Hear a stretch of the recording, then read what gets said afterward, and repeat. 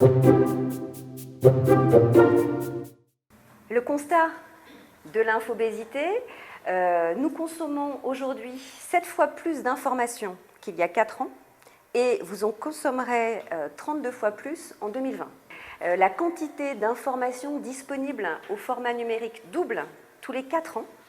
On le sait aujourd'hui, la croissance de l'information se fait à qualité décroissante.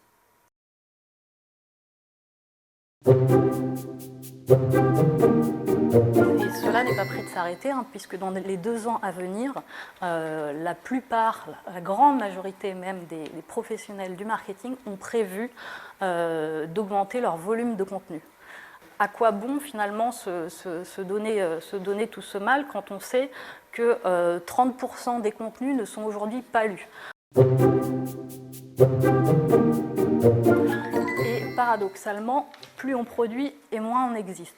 On n'est pas crédible non plus, on le voit à travers l'exemple de tout à l'heure sur le déménagement, puisque on se met à adresser des sujets tous azimuts qui nous éloignent de plus en plus de notre ADN fondamental, de notre métier. On n'est pas intéressant non plus, puisqu'on traite les sujets de manière superficielle, on noie l'internaute. 2 autres risques qui sont inhérents à ce qu'on vient de dire, c'est de perdre le contrôle, c'est-à-dire de ne plus être maître de ce qu'on produit.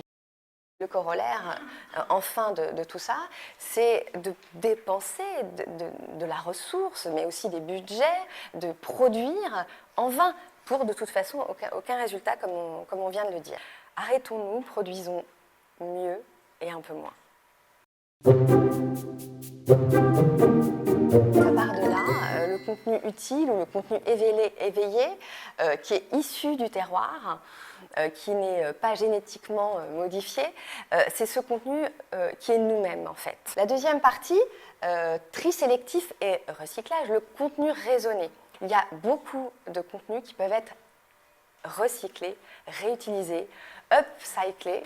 Et enfin, le troisième axe, le troisième pilier, c'est le contenu durable, la qualité. C'est-à-dire que quand je vais produire, là ça y est, je vais me mettre de nouveau à produire, eh bien, plutôt des formats qui apportent et de la réflexion. On essaye, alors que ce soit l'équipe digitale, la com interne, les équipes des événements, les responsables marketing qui sont en charge dans les métiers de certains sujets, d'aller vers du slow content et surtout, voilà, alors qu'on a un terreau complexe, un métier qui est vraiment un métier de la confidentialité. Je vais vous parler du site carrière PwC sur lequel on est en train de refondre en ce moment avec Dixit. Chez PwC, on a des gros enjeux de recrutement. On voulait donc déjà que le site carrière ait une vraie âme, mais qu'aussi il soit vraiment le reflet d'une expérience utilisateur parfaite. C'est-à-dire qu'on voulait vraiment que les candidats s'y retrouvent parfaitement, que le site soit fait pour eux et pas pour nous en fait. On ne s'est pas lancé la tête la première dans les contenus. On a commencé par toute une première partie, donc UX, avec des entretiens utilisateurs qui nous ont permis de définir des personas et des parcours utilisateurs, parce qu'il y en a eu plusieurs. Et ensuite, une partie plus éditoriale, donc on a fait des ateliers en design thinking éditoriaux qui nous ont permis de définir une stratégie éditoriale, puis le rubricage et l'arborescence, en parallèle une charte d'expression et un plan de production derrière avant de se lancer vraiment dans la production des contenus. On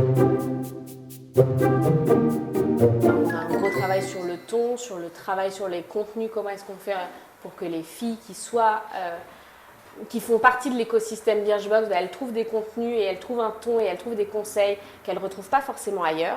Pensez, quand vous créez des contenus, à l'ADN, à vraiment ce qui constitue votre marque, les cœurs, vos valeurs de cœur, ce qui fait pourquoi est-ce que vous avez créé les entreprises dans lesquelles vous travaillez. Ce qui est important, c'est ce que ça crée comme émotion sur les personnes qui l'écoutent.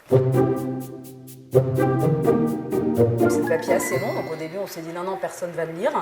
En fait, la rubrique, même pas 6 mois après le lancement du site, faisait 20% des visites. On a publié en juin dernier une série de podcasts de 10 épisodes qui tournent autour de la beauté des femmes.